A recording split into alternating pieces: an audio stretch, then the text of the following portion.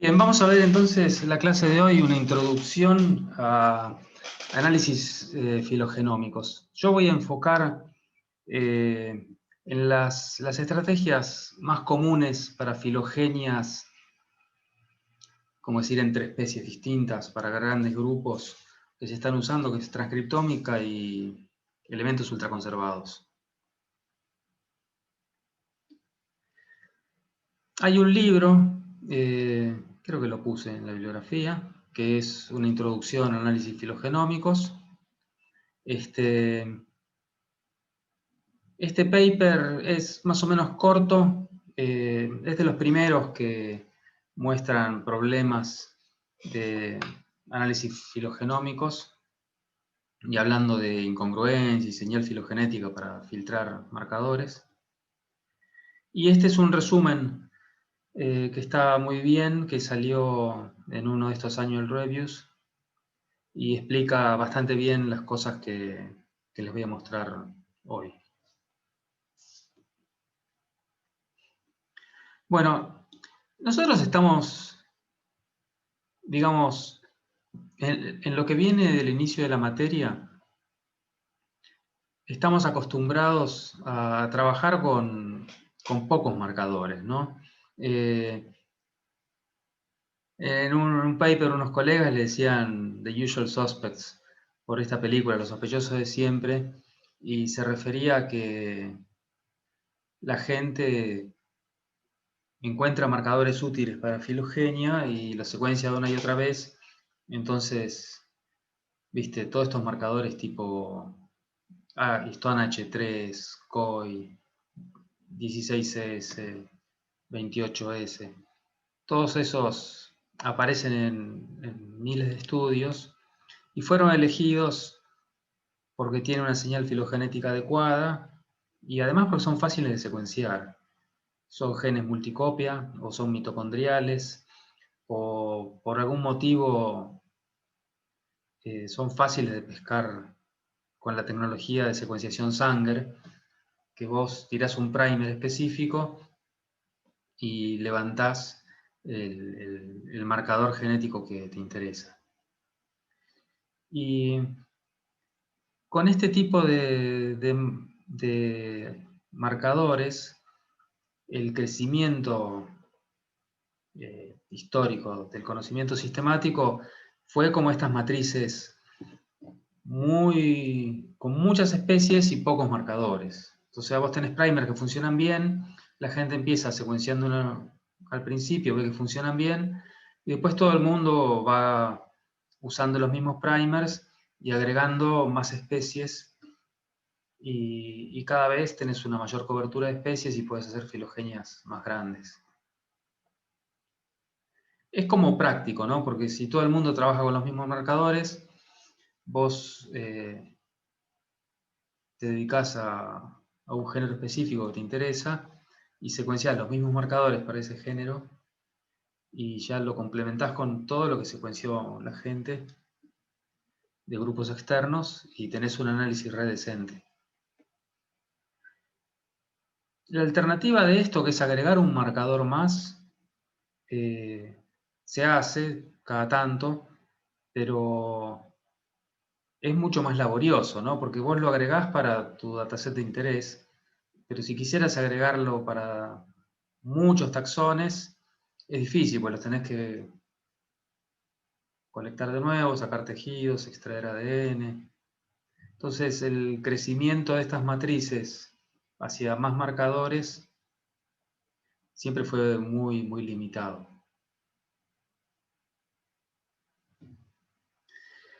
Y lo que veníamos viendo de la materia era el problema de estas matrices es que si tenés muchas especies y pocos marcadores, acá lo que te está dominando la complejidad es la cantidad de especies. ¿Se acuerdan que yo les decía que el problema de búsqueda filogenéticas aumenta con el agregado de taxones de una manera peor que exponencial? De ahí vienen todos esos algoritmos que estuvimos viendo, TBR, CPR, Ratchet, las nuevas tecnologías. O cuando no tenés tiempo para eso, algún tipo de búsquedas superficiales como NNI. Este es un trabajo que yo les mencionaba del 2009 que analizaron un dataset de 70.000 especies con 29 marcadores. Por ejemplo, ¿no? O sea, es una matriz recontra grande en especies, pero tiene solamente 29 marcadores.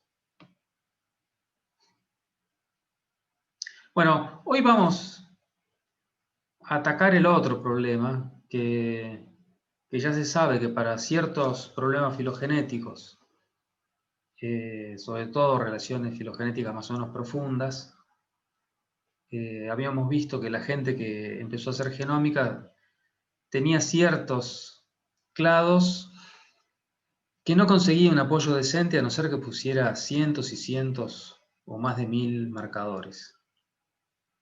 Y no tiene nada que ver con la situación de los usual suspects, porque esos son unos pocos marcadores que uno accede con primers específicos. Para cientos y cientos, como 800 o 2000 marcadores, no se puede trabajar de esa manera.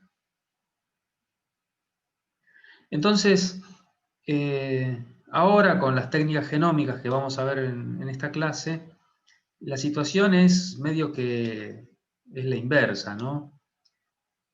Tenemos datasets de pocas especies, o relativamente pocas, pero una cantidad enorme de marcadores. Son matrices enormes en cantidad de información genética. Y estas están basadas en las máquinas nuevas de secuenciación, las nuevas tecnologías para secuenciar. Yo les menciono hoy Illumina, que es lo que más se está usando para filogenómica, pero esto va cambiando muy, muy rápido. Y también estrategias de cómo se obtienen o seleccionan las secuencias. Y como les decía, hoy vamos a ver lo que es transcriptomas a partir de ARN mensajero y elementos ultraconservados.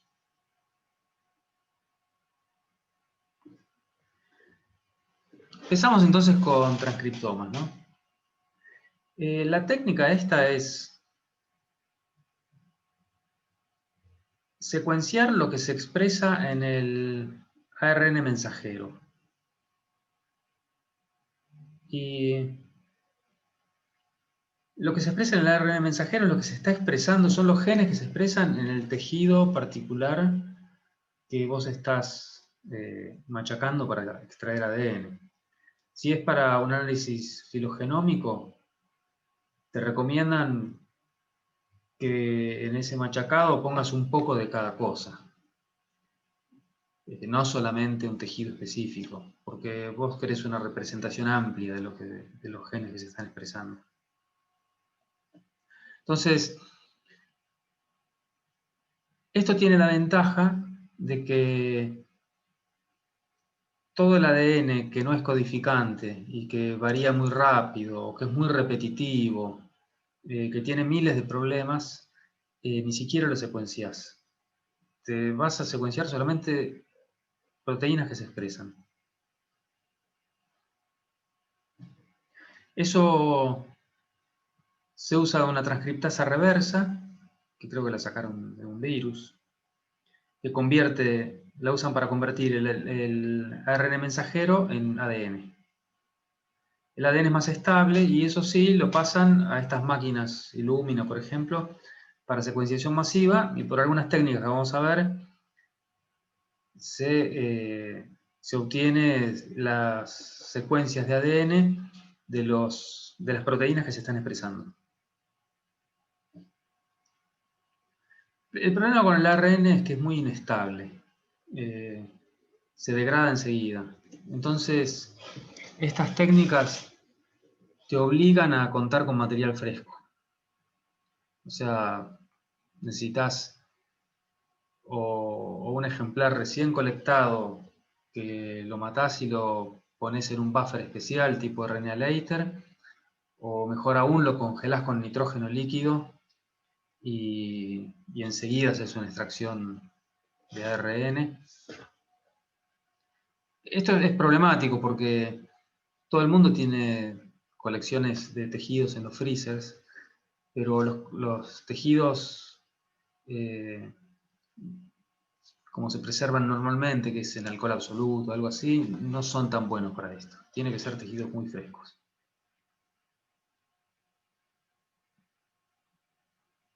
Esto es más o menos resumido cómo funciona la plataforma Illumina. En general, el ADN, que ya tiene ya lo pasaron por la transcriptasa reversa, te dio un ADN, bueno, decís, vamos a secuenciarlo. Se agarra todo el ADN y se corta en pedazos chicos, que usualmente son 100, 150 bases. Después se le ponen unos adaptadores y cosas que toda la parte genética de este mecanismo precisa. A veces se le ponen secuencias que son índices que te dicen de qué espécimen vino, cosa que puedes mezclar un montón de secuencias en la misma reacción y después las volvés a separar con métodos bioinformáticos. Entonces, después se va a hacer los ciclos de PCR normales, ¿no? Esto sube, baja temperatura, qué sé yo, se hacen en unos arrays que son microscópicos, que tienen un montón de pocitos, y en cada uno de esos pocitos, acá hay uno, está acá, esta creo que es una placa de Illumina, en cada uno de estos pocitos microscópicos se va a hacer una secuencia de PCR, y que por alguna manera, por cómo son las diluciones dentro, se termina haciendo una reacción por cada fragmento de estos. Y son tan chiquitos que esto se trabaja ópticamente, ¿no? Entonces,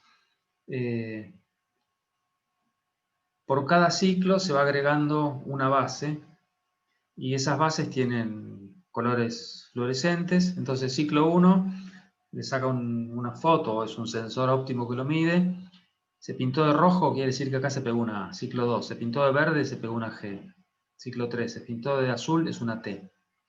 Y así, estos ciclos te van dando la secuenciación en cada uno de estos agujeritos. Entonces, acá hay miles, no sé cuántos, no me acuerdo cuántos hay. Y la máquina los va leyendo ópticamente y al final te saca 750 gigabases de una sola de estas placas.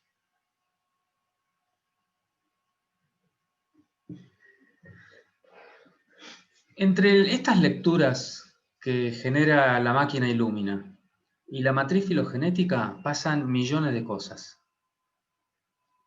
Y hay un montón de procedimientos que la gente hace, sobre todo está enfocado a que son muchísimos datos que es imposible analizarlos a mano y es imposible analizarlos de a uno, porque son tantos que no podrías. Y entonces la gente, y cada una de estas cosas tiene sus propios parámetros, ¿no? Entonces la gente diseña estas cadenas de procedimientos que se llaman pipelines. Y estos bloquecitos que yo les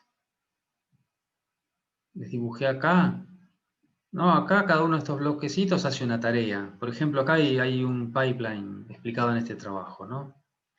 Filtrar, limpiar, alinear, comparar contra una base de datos. Bueno, cada uno de estos bloquecitos te hace una tarea.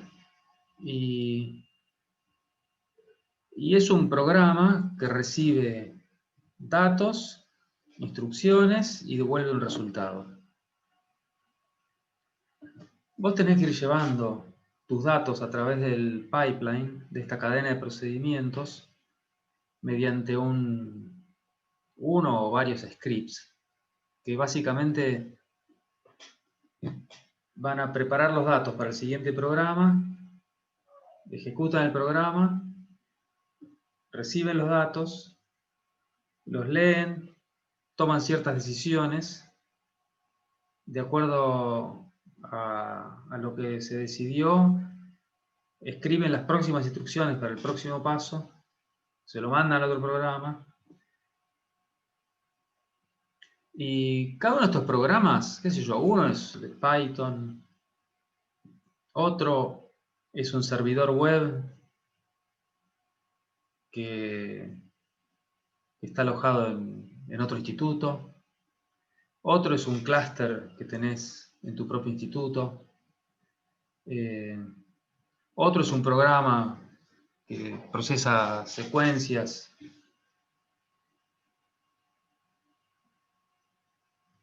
Algunos de estos son automáticos, que vos pasas de un programa al otro, porque están todos en tu misma compu, y otros necesitan que cuando llega a un lugar para, y vos llegás y ves lo que te dio y lo subís a un servidor web, esperás 5 días, y cuando está, te bajás los resultados y seguís con el otro ciclo y cosas así.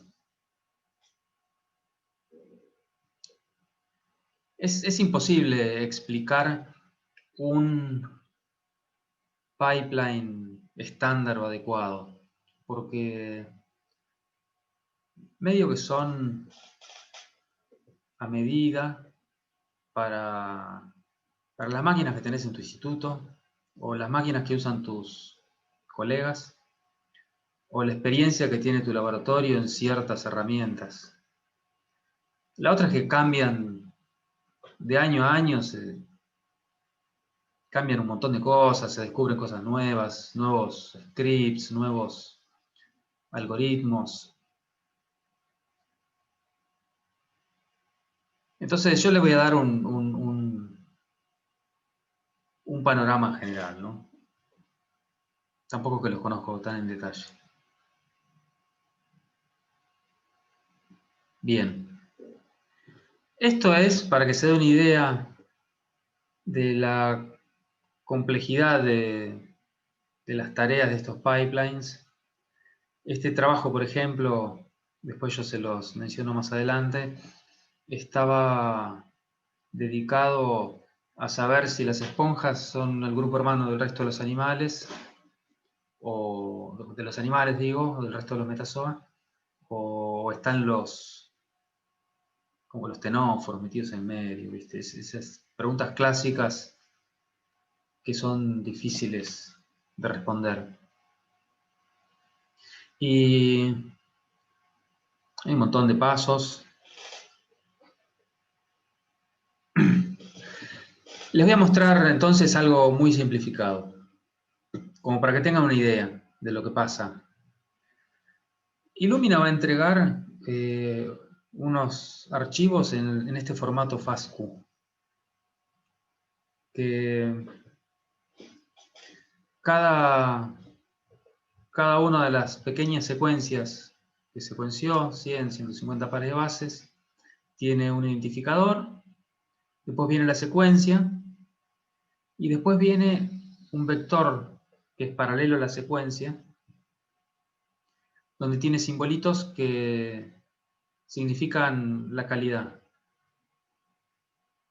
Calidad en cuanto a que la máquina está segura que ahí va una A, o más o menos segura. Entonces, si te puso el signo de admiración, 0, baja calidad. Estas comillas, baja, baja, baja. Uno querría que te ponga los símbolos de acá adelante. Hay 93 símbolos, 94, y vos buscas que las lecturas sean buenas. Y, por ejemplo, entonces, tu computadora lee 300 millones de lecturas y se fija en esto y solamente va a aceptar las que tengan, por ejemplo, promedio de lectura de calidad mayor que 30, o sea, que no sea una porquería, y que sean mayor de 25, porque si son demasiado cortitas no te sirven para nada. Y eso entonces ya te limpia un montón de millones de secuencias sin siquiera mirarlas. Eso va a ser otro de esas cajitas, ¿no? Va a ser un script que haga esto. Otra cosa que suele pasar es que hay ciertos genes que vos no querés pescar, pero son muy abundantes. Por ejemplo, secuencias ribosomales. Está lleno de ribosomas y el ARN ribosomal, la transcriptasa te lo pasa a ADN, y si los tenés mezclados, después en los cómputos es complicado. Entonces, por ejemplo, hay un procedimiento que es un script que va a tratar de eliminar secuencias que provengan de ARN ribosomal. Y, por ejemplo, tenés una base de datos pública de secuencias ribosomales y pones un script que te compare todas tus lecturas contra esa base de datos. Cuando te da un p-valor que tiene baja probabilidad de que sea una coincidencia por azar, es candidato a ser ribosomal y se descarta. Estamos limpiando, tratando de secuenciar exones.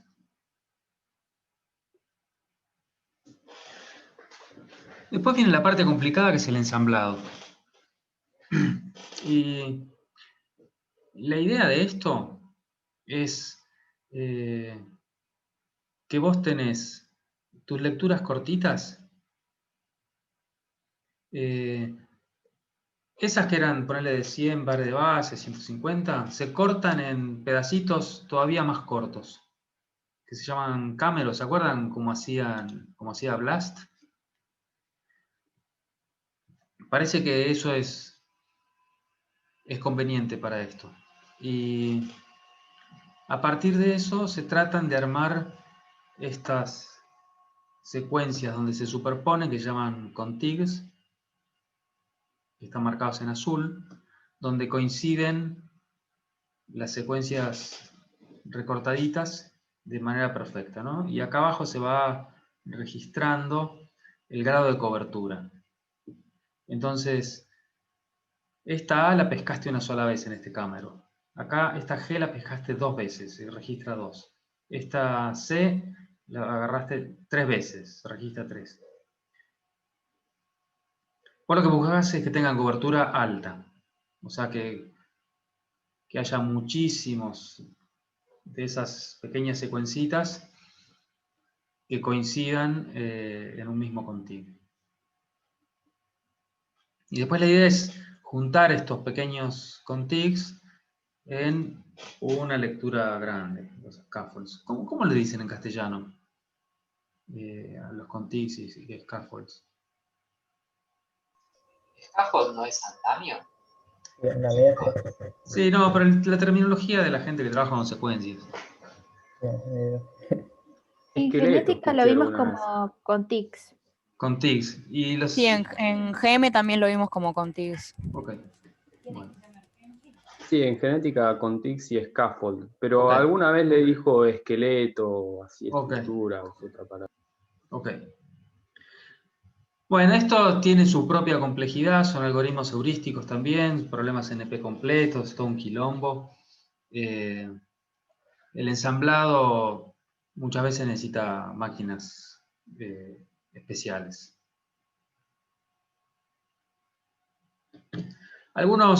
Todos los genios de la genética que trabajan en esto tienen un montón de trucos para hacer esto. Este es uno de los trucos, que es elegir secuenciar extremos pareados, que se cortan fragmentos de ADN de una longitud definida, después no sé cómo se hace, pero se filtran para que tengan esa longitud más o menos de 500, ponerle de 500 pares de bases. Se le ponen unas secuencitas acá, unas cositas acá en la punta, después se los pone circulares, y vas a buscar esta señalización y después se secuencia un pedazo de, ponerle 100 pares de bases en torno a estas adaptadoras que le pusiste en la puntita. Y parece una estupidez eso, decir, ¿para qué voy a hacer eso? Y esto sería equivalente a haber secuenciado estas dos puntitas de acá. Y bioinformáticamente eso te ayuda, porque ahora tenés pequeñas secuencias de 50 pares de bases, ponele, separadas por una longitud conocida, y el algoritmo que te arma los contigs sabe que vos estás armando un contig acá y enseguida otro contig que está al lado. Y entonces parece que eso es súper eficiente para que el ensamblado genómico cubra más rápidamente.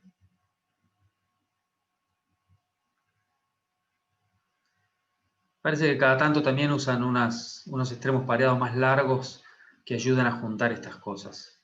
Porque a veces tenés un gap en el medio que no te lo agarró nadie, pero con este amarillo sabes que están a una distancia conocida.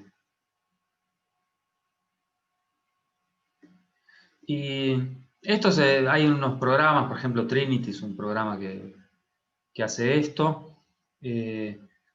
Ayuda mucho también si tenés un genoma conocido de un grupo cercano, porque te ayuda a reconstruir dónde van los contigs.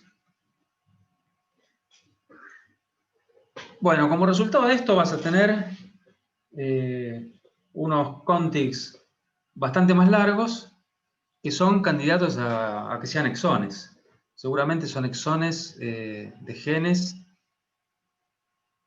que estaban expresándose y vos los recuperaste.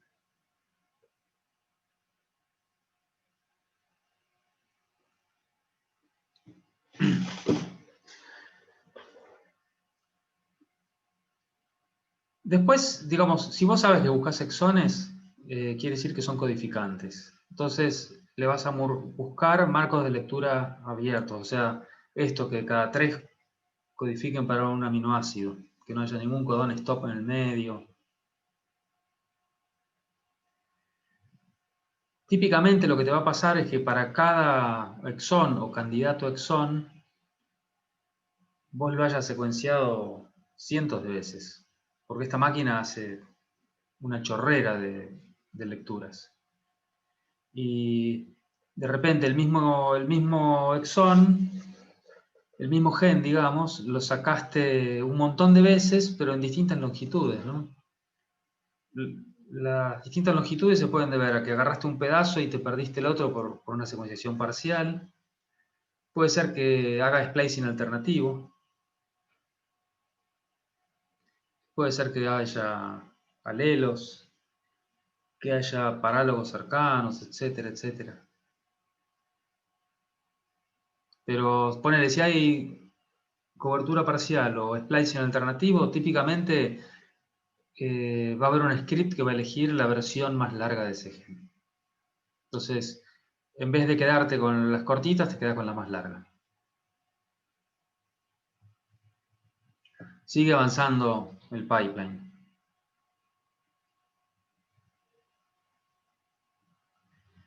Después viene la parte que es más jodida de todos, que es la asignación de ortólogos. Y el problema se basa en que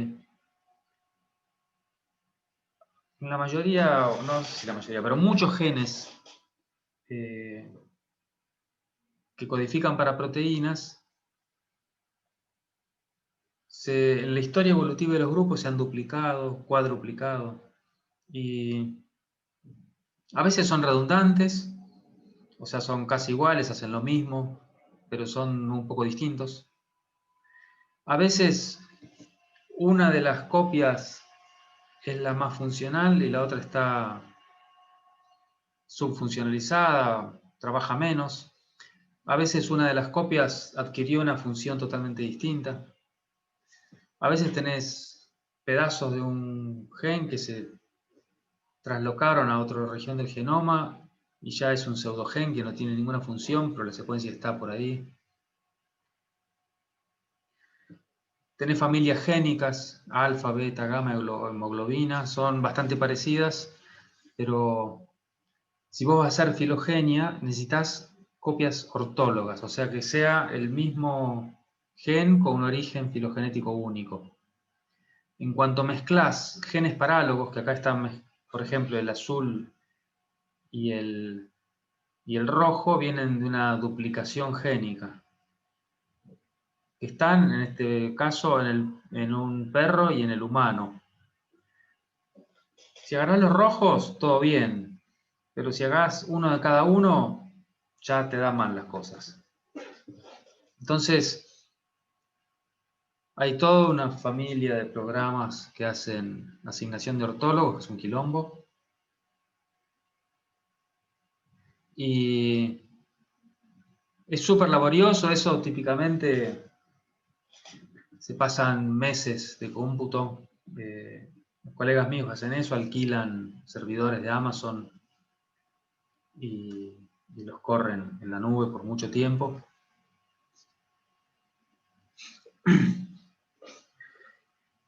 Es más fácil si lo haces con un mecanismo sencillo tipo este programa que se llama Busco, que lo que hace es parte de una base de datos de genes ortólogos ya conocidos, o sea que alguien ya hizo el trabajo de limpieza, que son todos de copia única.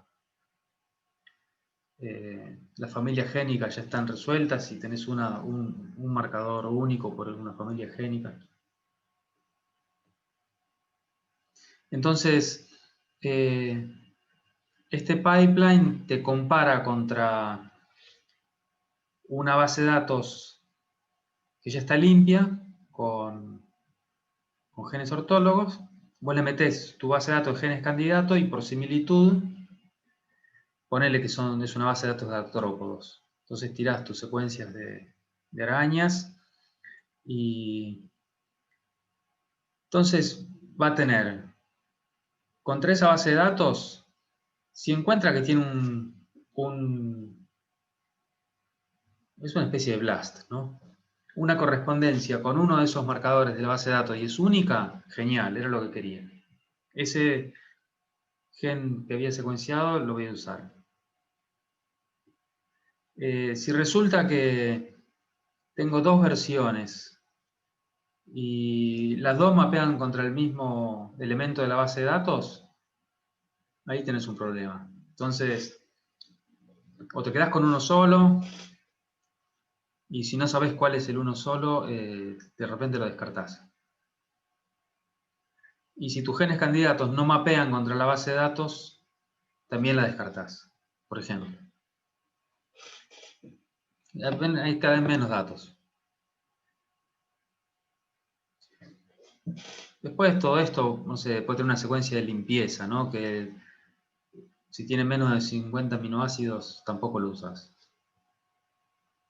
Al final de todo este paquete tenés tu matriz de genes ortólogos seleccionados, que podrían usarse para filogenia.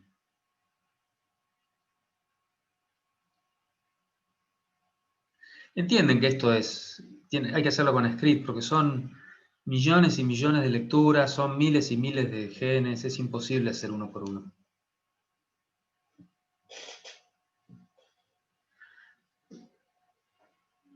Bien, después acá, por ejemplo, tenés un marcador, candidato, y lo tenés de esta manera. Pum, uno de estos procedimientos automatizados lo manda con un script a alinear a tu programa de alineación, qué sé yo, MAFT, ponele. MAFT te devuelve esto. Y de repente acá vos lo pasás por un procedimiento que te corte los extremos que estaban muy, muy desparejos, porque empezaban en distintos lugares. Entonces, pum, te lo recorta y te devuelve esto, que ya está recortado en los costados.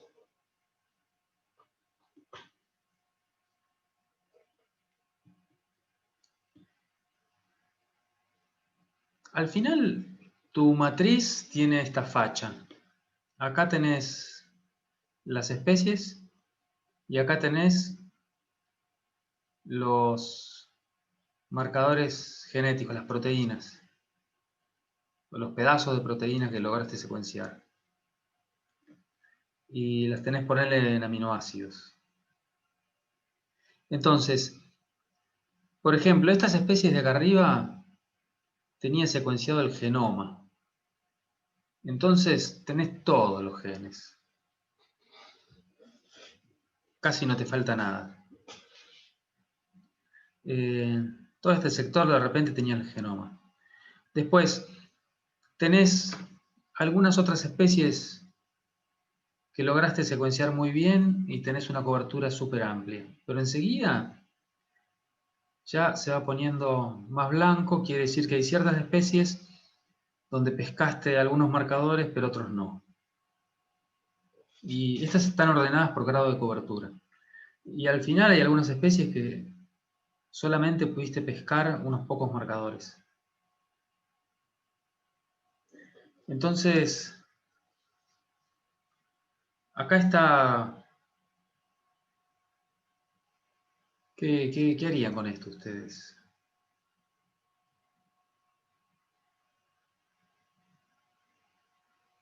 Lo corren todo, hacen una poda. Una poda es lo primero que se me ocurre. ¿Y qué podarías? Y por ahí especies para las cuales no pesqué ningún marcador, o Sí, marcadores que tengo presentes en pocas especies. claro, esas son las cosas. Si ciertas especies tienen muy pocos marcadores, de repente no te sirven, y algunos marcadores los encontraste para pocas especies. Pero es difícil saber dónde detenerte con eso. Entonces la gente suele hacer un análisis exploratorio o una especie de análisis de sensitividad con cobertura.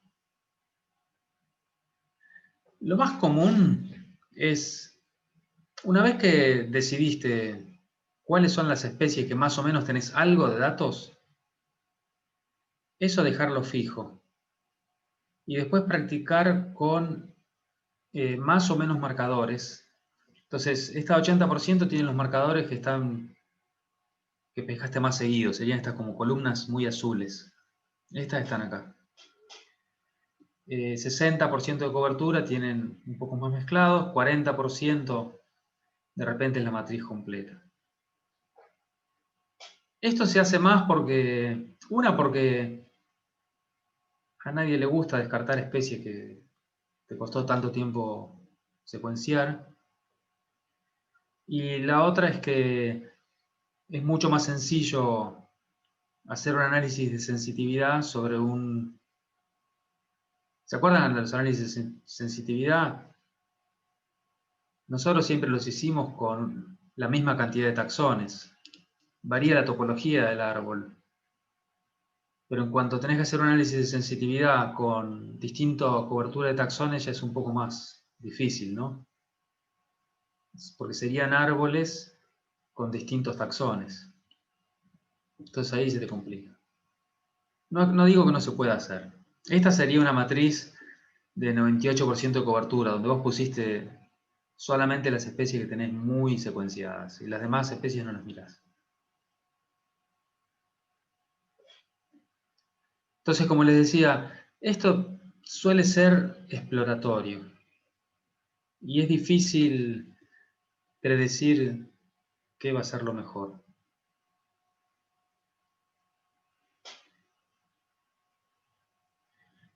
Una de las cajitas esas tiene que ver con, para ciertos problemas jodidos de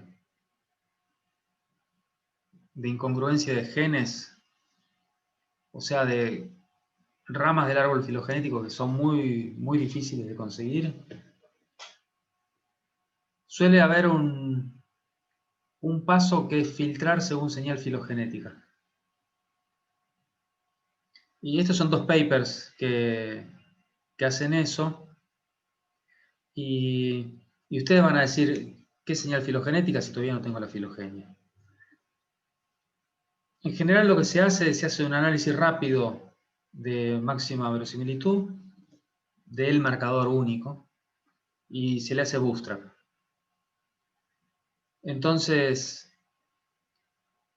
si lo que te dio tiene un bootstrap promedio de 50% y tiene cobertura, poner el 50% de los terminales, lo usás el marcador. Y si no, no lo usás. Esto es algo, por ejemplo, que se suele hacer cuando tu matriz tiene algunos problemas.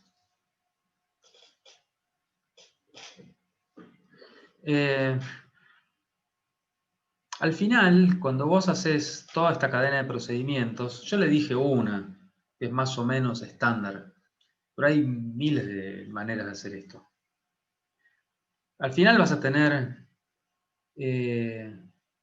unas cuantas matrices filogenéticas de distinta cobertura y con genes de mayor o menor señal filogenética, que te lo representé con esta cajita verde.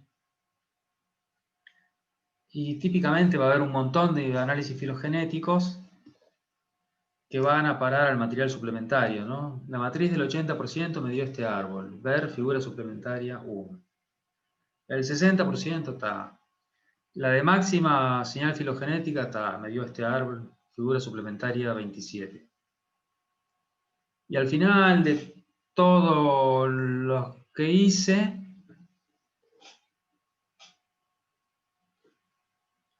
se va a elegir un árbol preferido según un montón de motivos, sobre el cual vas a resumir por análisis de sensitividad, como les decía, o congruencias, lo que fuera. Esa seguramente va a ser tu figura 1, ¿no? El resultado de la matriz preferida. Y el resto va a suplementario. Como les decía, hoy día las matrices genómicas tienen pocos taxones, todavía andan por los 50, 200. Y si son transcriptomas, en general las analizan como aminoácidos. Aunque ahora hay trabajos que tal vez convenga usar nucleótidos, pero bueno, eso está en discusión. El modelo evolutivo no lo podés elegir vos, son 2000 marcadores, no vas a hacer model test por cada uno. Eso también tiene es una selección automática de tu programa, que va a testear todos y va a elegir alguno. Y los programas que se usan suelen ser programas que se pueden paralelizar en un servidor o que corren muy rápido, ¿no? IQ3 corre muy bien en la compu que yo estoy usando. Yo corría 500 marcadores, 100 taxones. Y de un día para el otro tenía el árbol, después de selección de modelos. Y si no, usás poner el portal de Cypress, subís los datos y usás, bueno, RaxML para máxima verosimilitud, o XAML. Filobayes se está usando bastante para análisis bayesiano de estas cosas. TNT también con la versión paralela. También la misma matriz yo la corrí en TNT y corre mucho más rápido que IQ3, por supuesto.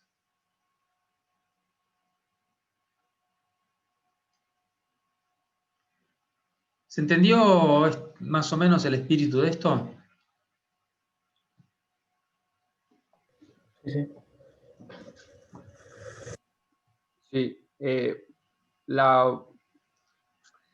Uno hace primero esta búsqueda exploratoria para ver la señal filogenética y me quedé trabado en una parte. Después, para la parte suplementaria, uno hace el análisis filogenético completo para cada una de las matrices con distinta cobertura, ¿o no? Sí, estos verde yo se los pongo, la parte de señal filogenética, porque cuando ustedes miran estos papers, ellos descubren que para ciertos clados no hay manera de resolverlos con miles y miles de marcadores, excepto que busques solamente los marcadores de alta señal filogenética. Si no, no te dan. Es un típico ejemplo que ni siquiera con miles de marcadores te da. O te da algo que es muy sospechoso. Entonces, la gente dice, ¿cómo puede ser? Entonces te dividís la matriz, los marcadores de alta señal y los de baja señal. Y te fijas si hay un sesgo. Y de repente los de alta señal te dan una cosa y los de baja señal te dan otra cosa que nada que ver. Y decís, acá hay algo raro. Claro, claro. Entonces le terminás creyendo más a los de alta señal, ¿no? Que a los de baja. Y esto es lo que argumentan en estos papers. Claro. Hay otros sesgos. También el contenido de GC produce sesgos. Y muchas cosas que cada año se encuentran nuevas. Esto es re nuevo, entonces todavía... Y después uno cuando quiere informar el resultado final, elige una topología por alguna razón y hace congruencia entre todas las coberturas que uno, no sé, encontró más señal filogenética. Por ejemplo, o sea, si vos elegís uno porque tiene los mejores soportes y además los grupos taxonómicos tradicionales dentro de todo te los recupera y es los genes más informativos y qué sé yo, de repente usas eso y después armas cajitas de sensitividad y marcás. También la recupera la de 80%, la de 50%, la de 30%, y además tiene bootstrap alto. Entonces, todo eso como que suma, ¿no? Claro, claro. Si todos los análisis alternativos te dan ese grupo monofilético, te quedas re tranquilo. Si solamente un análisis dio ese grupo, decís, ok, está bien, pero... Buenísimo, buenísimo. Estos son algunos ejemplos, por ejemplo, típicos. Este es un análisis de filogenia de insectos basado en transcriptómica. Y están tratando de, con este proyecto, no sé por dónde van ahora, están tratando de hacer transcriptomas de 1000 especies de insectos, ¿no? Y publicaron este paper y fíjese, todo lo que tiene un puntito rojo tiene bootstrap de más de, creo que era 90 y pico %. Fíjense que está casi todo. Casi todo.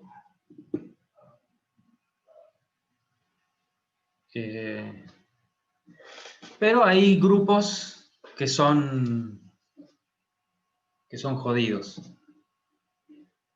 Este, por ejemplo, es un problema clásico de los entomólogos que no saben si las libélulas son el grupo hermano del resto de los insectos con alas, o si son las libélulas junto con las efímeras, o si son las efímeras. O sea, las tres resoluciones. Y a ver, en este árbol que les digo, odonata, bueno, ven, acá no tiene el puntito rojo. Entonces, acá están empezando a mirar cómo será. Y hacen este tipo de mapas. Bueno, a ver cuántos genes apoyan cada cosa. Este, por ejemplo, es un análisis de eso. Y está tratando de ver marcador por marcador qué marcador apoya cada topología. Y entonces, por ejemplo, esta es la verosimilitud. Le ponen dos topologías candidatos, ¿no? La topología azul y la topología roja. Y cada marcador le preguntan cómo ajusta esa topología. Entonces, estos ajustan bien a la azul, o sea, es positiva la diferencia entre el azul y la roja. Este es el delta. Todos estos apoyan la azul A esto medio que le da lo mismo. A esto le da lo mismo y acá empiezan a apoyar a la roja. Y acá medio que gráficamente vos ves, es un nodo jodido, pero la mayoría de los marcadores apoyan el azul, aunque no es una mayoría enorme. Esto se parece un poco al Bremer, ¿no? Está hecho en diferencias de verosimilitud por marcadores.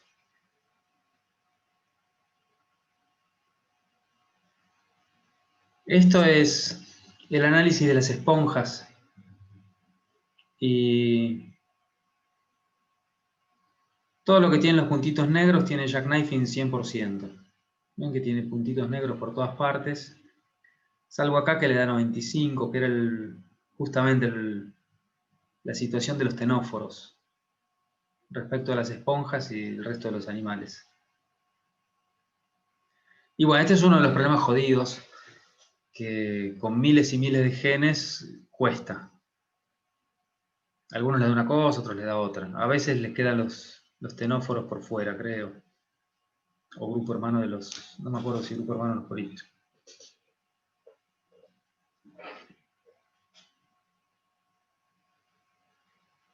Bueno, hacemos una pausa un momento y empezamos a hablar de soporte y después elementos ultraconservados. Dale, buenísimo. Dale, son y 10, empezamos cuarto. Dale. Dale, ok.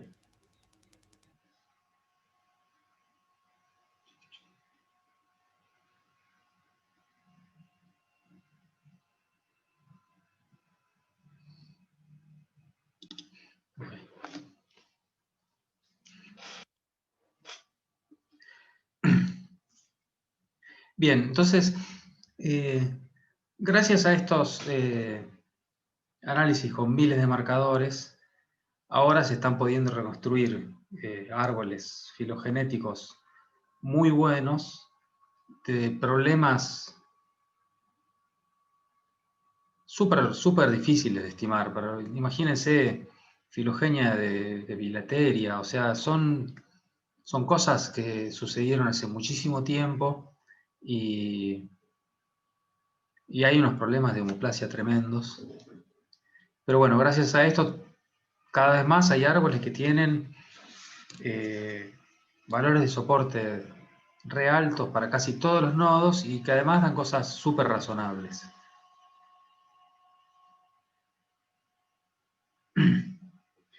Excepto algunos problemas que una y otra vez la gente trata de resolverlos y no puede, y que tienen que ver con, lo más común son ramas profundas cerca de ramas cortas, o sea, ramas cortas y filogenéticamente muy profundas. Esas son las más difíciles de estimar. Y eso pasa una y otra vez en los análisis filogenéticos. Hay un problema típico en aves, hay problemas equivalentes en arañas.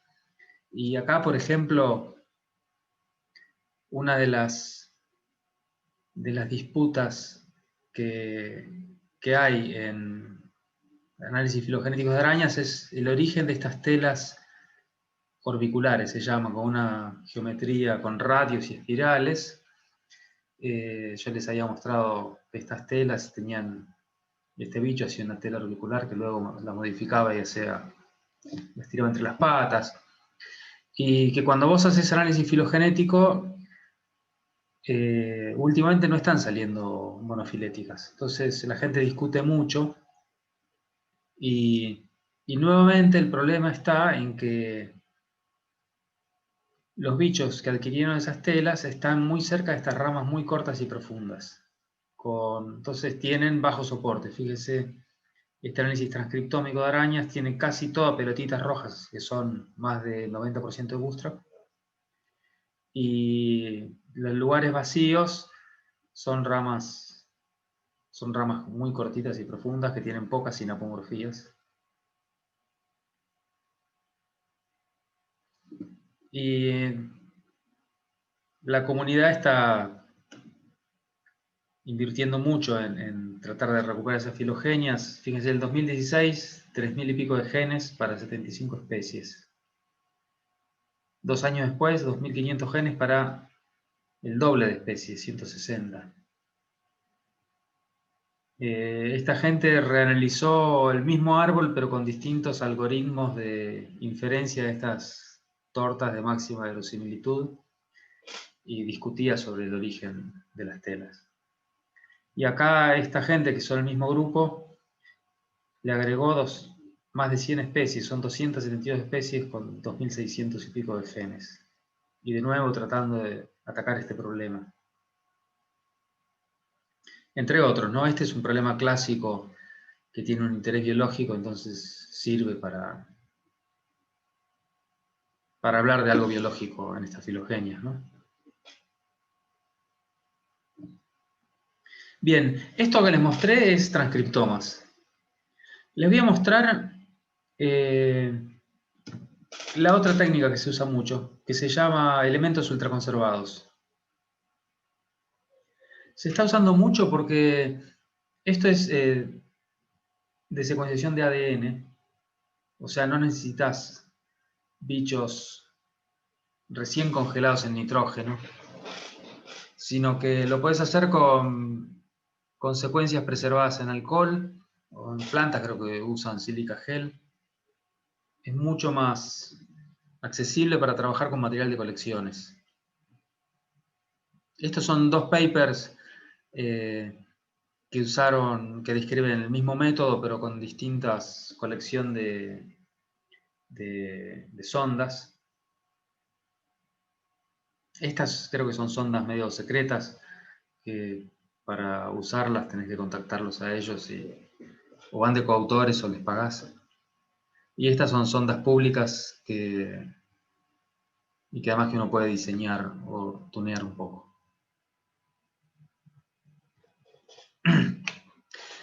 Bueno, ¿cómo funciona esta técnica de elementos ultraconservados? Vos tenés el DNA extraído de tus ejemplares, le tirás una serie de sondas que están específicamente diseñadas para pegarse a regiones interesantes, y la idea es capturar regiones que están muy conservadas en muchos organismos, pero que además tienen señal filogenética, y vas a tratar de secuenciar las cosas que estén adyacentes a esa sonda.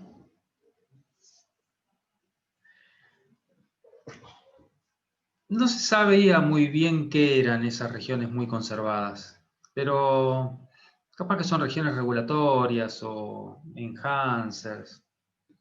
En este caso, como la sonda ya está diseñada para pegarse en un lugar específico, las diseñan tratando de que no haya quilombos con genes duplicados.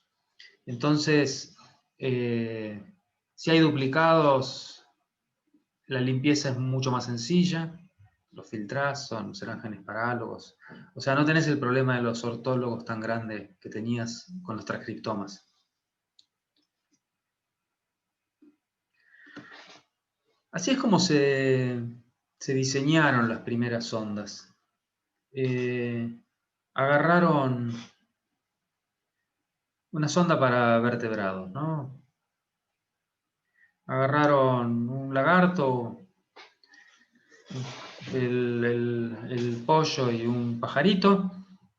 Tenían los genomas conocidos de los pollos y del anolis, del lagarto. Y mirando los genomas, trataron de detectar lugares que estuvieran conservados entre la gallina y el lagarto. Si están conservados entre estos dos, seguramente que todo lo que cae en el medio, entre lagartos y aves, va a funcionar. Es un buen candidato a región gémica conservada. Y si a la vez está conservado en este otro pajarito,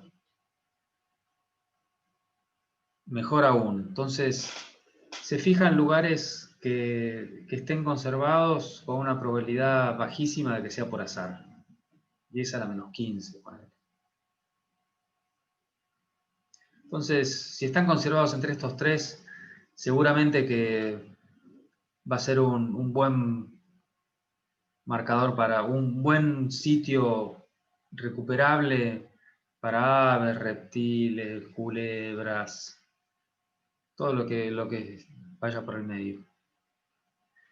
De esto sacaron como más de 5.000 sitios del genoma que están muy conservados y diseñaron sondas para eso, o sea, pedacitos chiquitos que se peguen con eso, y se lo encarga a una empresa, MicroArray, que le haga esas sondas de 120 pares de bases en un kit.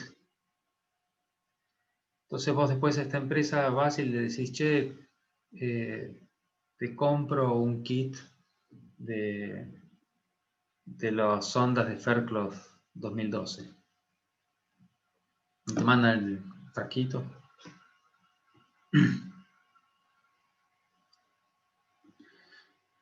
¿Cómo funciona esto? El ADN fragmentado lo mezclan con estas sondas. La idea es que se peguen en algunos lugares donde se aparean. Después se aplica un filtrado magnético, creo que es, y se aíslan las cosas que pegaste y el resto lo lavás, se tira, y después esto lo mandás a una máquina Illumina. Y de esto haces todos tus contigs con eso, pero con la idea de que vayas a secuenciar no solo el pedacito que acabas de pegar, sino cosas adyacentes para los dos lados. Y al final entonces te queda un contig que es bastante más largo que la sonda. Si la sonda era de 120, poner esto será de 500. Entonces, tu sonda era súper conservada, esa no tiene información filogenética, pero lo que está a los costados sí. Y cuando vos ves en promedio cómo varían los nucleótidos en función de la distancia a la sonda, lo que se ve es que en la sonda varían poco, porque era una sonda especialmente diseñada para que no varíe, pero después que te vas alejando, hay más variación genética, que es lo que buscas, un poco de variación para que sea informativo para la filogenia. Bueno, estos van a ser tus marcadores de elementos ultraconservados.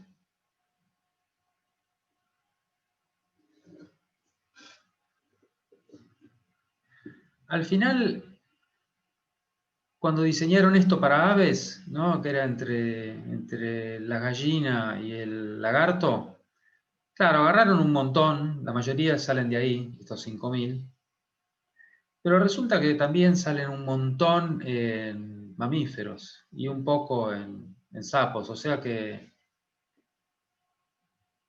funcionan bastante bien, inclusive tienen variabilidad en parentescos no tan profundos, entonces se usan para filogenias de especies cercanas, especies lejanas, parece que funcionan. Son muy buenos. Y estos son ejemplos de trabajos que la gente estuvo haciendo con elementos ultraconservados, ¿no? Filogenia de himenópteros, filogenia de mamíferos placentarios, que de nuevo es un problema clásico y re jodido. Y funcionan bien. Como les decía, esto es mucho más barato que los transcriptomas, tanto porque podés tener más muestras, no es que tenés que ir a buscar un ornitorrinco y sacarle sangre. Podés usar bichos de los museos, o guardados en alcohol hace mucho tiempo. Y después todo el filtrado de ortólogos y eso también es mucho más sencillo. Como les decía, en este, por ejemplo, seguramente todo lo que no tiene numeritos es bootstrap 100%, 90 y pico por ciento. Solamente tienen numeritos los bootstrap bajos. Bajo, entre comillas, 95%, ¿no? Que de nuevo son ramas cortas y profundas. Acá lo mismo, ya la gente le pone numeritos solamente a los que no es 100%. Es el sueño de la sistemática filogenética, ¿no?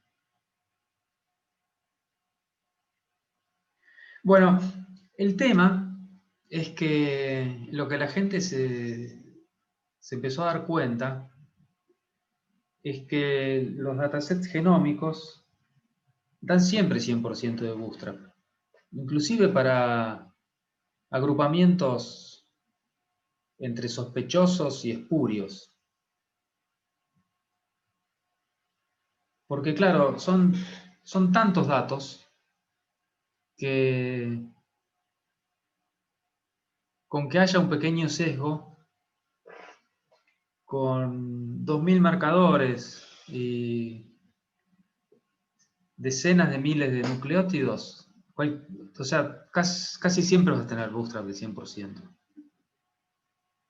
Y a veces se sabe que hay sesgos en las secuencias. Uno conocido es el contenido de GC.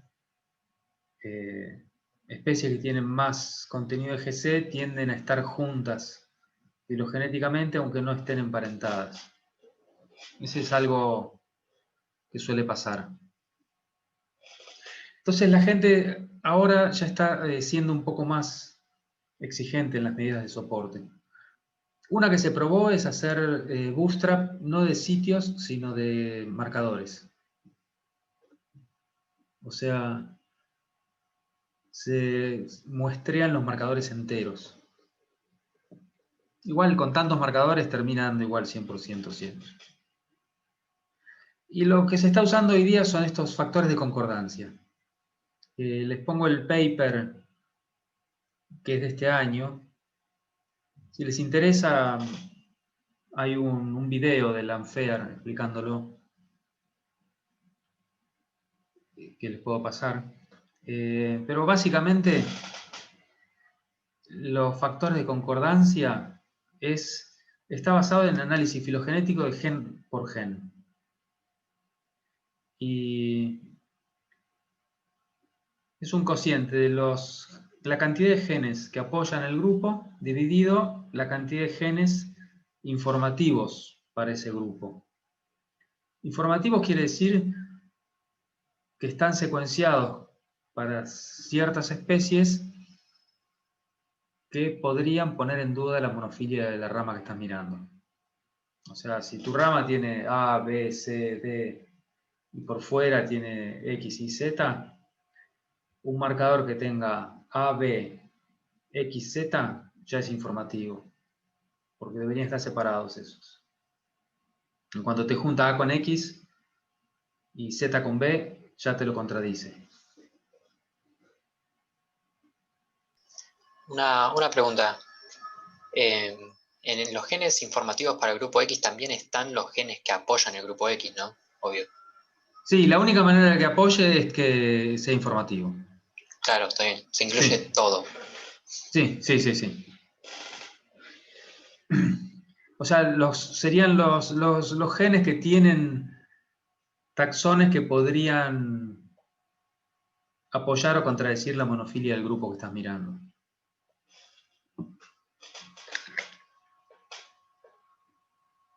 Entonces el numerador es un subconjunto del denominador. Entonces, esto valdría 1 cuando todos los genes informativos apoyan al grupo. Que el negro sea igual que el rojo. En cuanto algunos empiezan a contradecir, el numerador es un poco más chico y esto se va achicando. Hay una medida análoga que es basada en sitios, idéntico, pero en vez de hacerlo por genes, lo haces por sitios. Es una medida medio cruda, ¿no? Porque que los marcadores individuales apoyen un grupo está bien, pero ya habíamos visto que a veces si los marcadores son cortos, solamente los recuperás con la interacción de varios marcadores.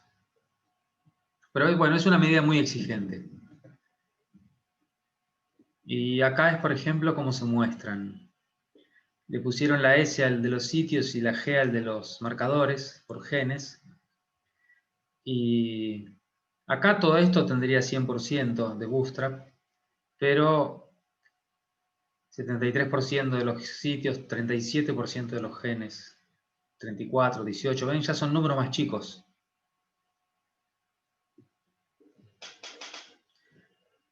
Siempre pasa que... Valentín, eras... Sí, una preguntita rápido. ¿Los numeritos que aparecen a la derecha de G y S son el valor del cociente? Sí. ¿No habíamos dicho que tiene que dar entre 0 y 1? ¿O es Sí, es el pero valor están decimal? como porcentajes acá. Ah, claro, listo. Gracias. Sí, por eso acá los pone de 0 a 100. Pero sí, gracias por preguntar. Los de genes son siempre más chicos que los de sitios. O sea, cuando los graficás para el mismo... Ven que siempre el de sitios es un poco más grande. Y acá están graficados genes, sitios, bueno, ok. Genes, 75. No sé por qué acá da más chicos. Ah, porque yo siempre miro estos.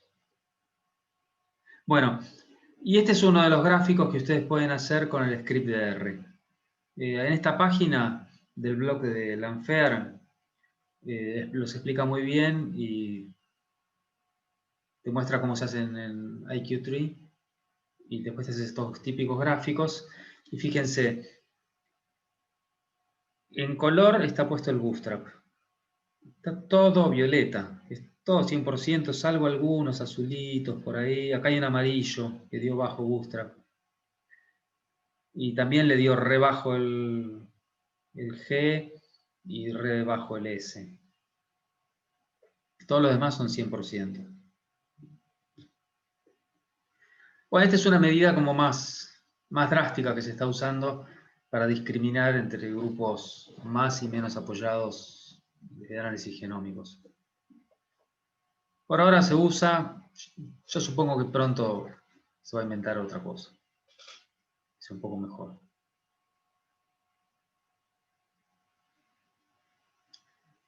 Este es el gráfico de... ¿Me preguntabas algo?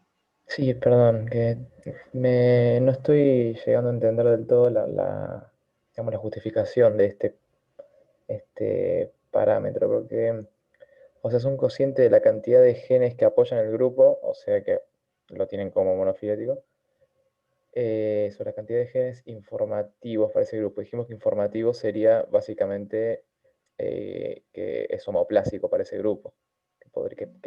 No, informativo es que pueden informar. Que el grupo te podría dar monofilético o no monofilético. Digamos, si tu grupo es ABC y un marcador no tiene secuencias ni de A, ni de B, ni de C, olvídate, ese marcador no es informativo. Si tiene secuencia de A, nada más, tampoco es informativo.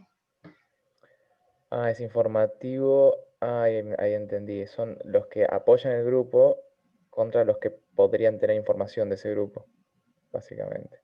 Esos son los informativos. Claro, o sea, Yo había entendido otra cosa también. si tu grupo es A, B, C, D y abajo están X y Z, tiene que tener por lo menos 2 secuencias de este y 2 secuencias de este. Como para poner a prueba la monofilia. Claro, sí. Esa es medio la definición de que sea informativo. Buenísimo. Gracias.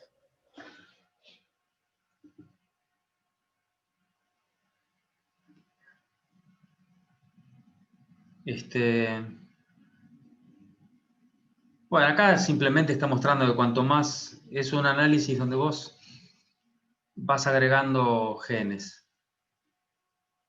Y acá tenés la cantidad de ramas, la proporción de ramas que tienen 100% de bootstrap. Con pocos genes hay pocas. Llegás acá, tenés 70% con 100 y después enseguida se estabiliza y tenés un montón de ramas al 100% de bootstrap. Y bueno, simplemente para decir que esta medida, los factores de concordancia, cuando vos agregas genes, bueno, son más estables. Los que tienen poco apoyo con 100 genes, con 200 genes, con 300 genes.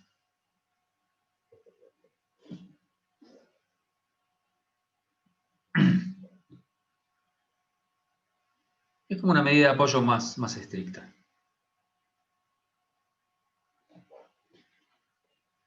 Estos son los kits de elementos ultraconservados. Como les decía, funcionan bien en muestras con alcohol, está bueno. Nosotros usamos durante un tiempo de arañas, ahora salió uno nuevo, de arácnidos, ahora salió uno nuevo para arañas. Se compran en esta compañía y se están usando, por ejemplo, para insectos pinchados antiguos en museos. Está buenísimo porque hay bichos que no los conseguís frescos, o sea, pero en los museos están. En esta, por ejemplo, Anna Wood hizo este trabajo, lo llamó Next Generation Museum Genomics, y habla de museomics también, que quiere decir esto de poder usar ejemplares de museo para secuenciar, no necesitas tejidos frescos. Ana va a dar una conferencia en el congreso que estamos organizando en diciembre. Es muy buena, si pueden, véanla.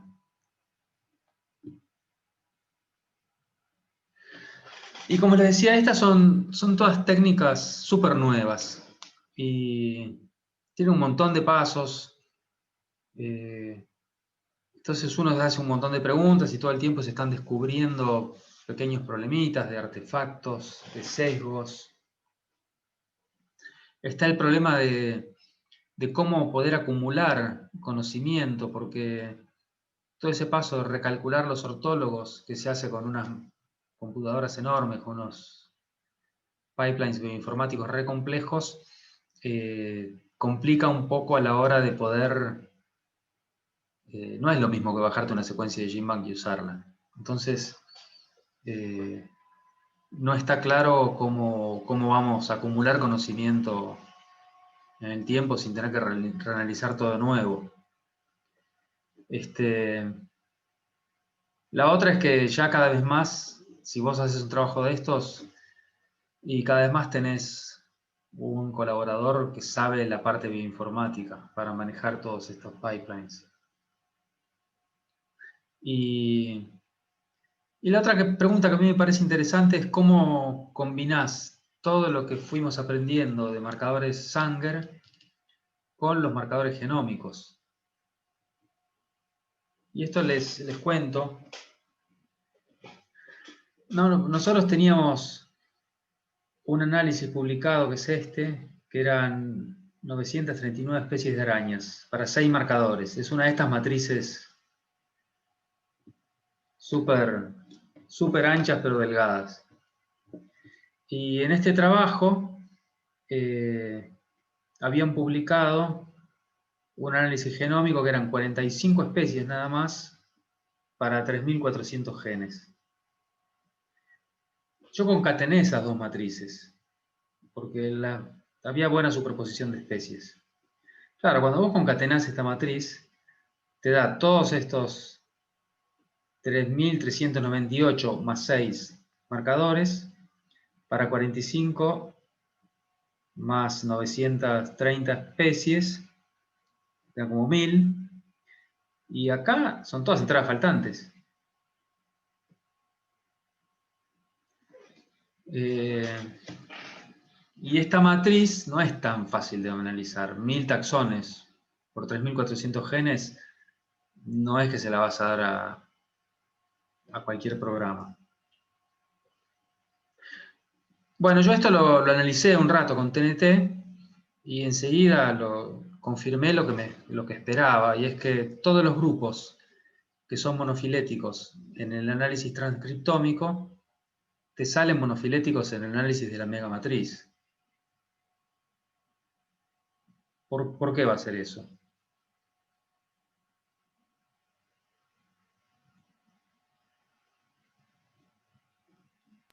Porque tenés un montón de caracteres, ¿o no? Claro, tenés 3000 marcadores. Todo lo que sea monofilético y con buen soporte acá, cuando vos le agregues 6 marcadores, no se le mueve un pelo. No hay manera de desafiar la monofilia de estos grupos con una matriz de 6 marcadores.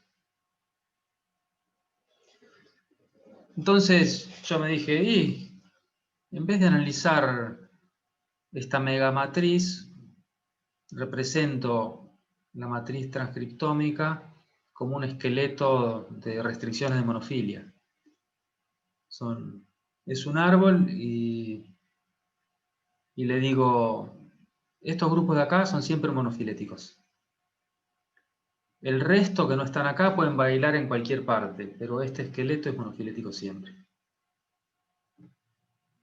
Y eso sí es fácil de analizar, porque son 6 marcadores, 1000 especies, con restricciones de monofilia, y eso se analiza en TNT, RAXML, cualquier cosa, y eso da rápido.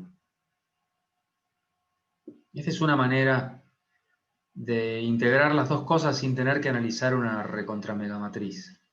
Y se está usando bastante.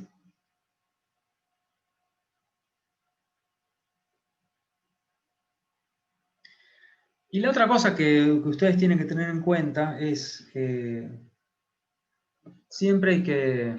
Todo esto parece el mega avance, las mega técnicas, y es todo carísimo, ¿no? Una placa de Illumina puedes gastar $2000. Y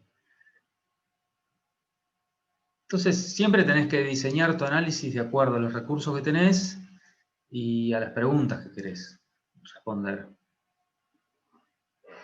Fíjese, por ejemplo, les muestro 2 trabajos que yo conozco. Este lo hizo Jonas Wolf de Alemania, y el argumento de este paper es que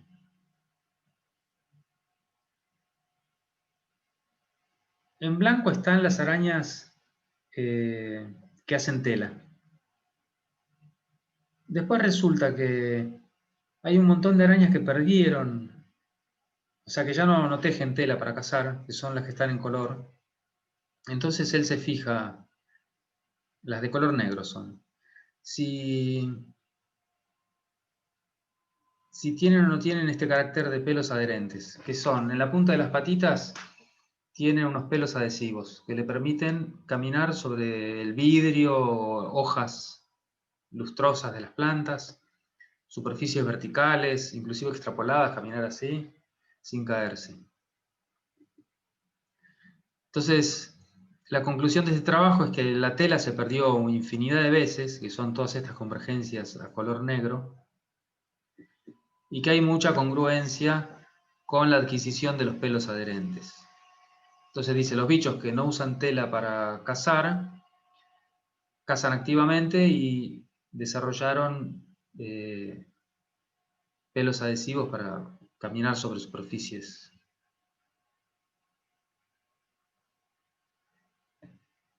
Fíjese que el argumento para poner a prueba esta hipótesis es que haya muchas convergencias en paralelo. La pérdida de la tela y la adquisición de los pelos adherentes. Y Esta puesta a prueba no necesita una mega resolución de estos grupos internos. Cualquier árbol que sea más o menos decente, por más que tenga bajo soporte en esto, vos haces un análisis bayesiano con los genes que tenés, todo esto tiene bajo soporte, se te resuelve de 1000 maneras distintas, pero estos van a ser convergencias siempre, porque estas partes las tenés más o menos resueltas. ¿Entienden lo que les digo? Entonces, si tu pregunta es esta, todavía la podés responder de manera satisfactoria, aunque no tengas una mega filogenia robusta. Con una filogenia que esté más o menos bien, podés, porque en este caso los parentescos profundos no son relevantes. ¿Qué te importa si este es grupo hermano de este o de este? Si total van a ser convergencias igual. Entonces, uno puede hacer trabajos interesantes sin necesidad de tener una mega filogenia súper bien hecha. Tengo una pregunta con esto. La congruencia acá entre árboles, ¿se mide por métodos topológicos como los que vimos de comparar los árboles, digamos? Sí, Robinson-Falls, Robinson Falls, está bien. distancias SPR, todo ese tipo de cosas, sí. Claro, entonces, como vos decís, digamos, mientras los grupos que vos estás, a los que les estás apuntando se puedan resolver bien, ya en las distancias, yo lo que la pregunta va, digamos, no voy a tener un error si los grupos profundos están mal resueltos en estas distancias, porque a mí lo que me interesa son las distancias de los grupos bien resueltos, o si hay diferencia. Sí, en este caso creo que no necesitas hacer Robinson-Falls. Acá, por ejemplo, yo lo que te diría que hagas es, haces un análisis bayesiano, ¿no? Colectás 1000 árboles del estado estacionario. Como acá el soporte es malo, viste, todos estos parentescos cambian mucho. Entonces, para cada uno de esos árboles, te fijas cuántas convergencias en simultáneo tenés de estos dos caracteres. Entonces, suele suceder que no importa las relaciones profundas, igual estos claditos van a estar separados. Claro. En general, porque como son convergencias de taxones superficiales, de repente este se te mueve un poco por allá y se te hace hermano de este. Bueno, ahí tenés esa convergencia, no está tan clara que sea una convergencia. Entonces, pero igual, en tu muestra bayesiana pasa de 14 convergencias a 12. Igual 12 es un montón. Claro, porque a eso iba un poco mi pregunta. Yo me imagino que si tu árbol no tiene una buena consistencia en los grupos profundos y vos le querés hacer un análisis de Robinson-Fold a eso, no te van a dar muy cercanos los árboles, me imagino.